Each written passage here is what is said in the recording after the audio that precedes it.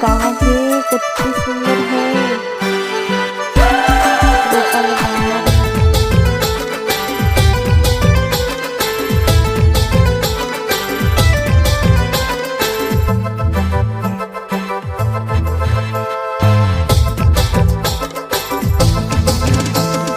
हाथों में धोंदेली बिल खवाला रे, आदिवासी जंगल रखवाला रे। आदिकालसी जंगल में रह जयामो, आदिवासी जंगल रखवाला रे।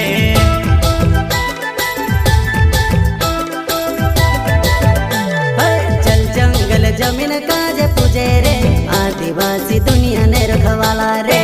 बाप देव खतरी काज पूजे रे, आदिवासी सबसे निराला रे।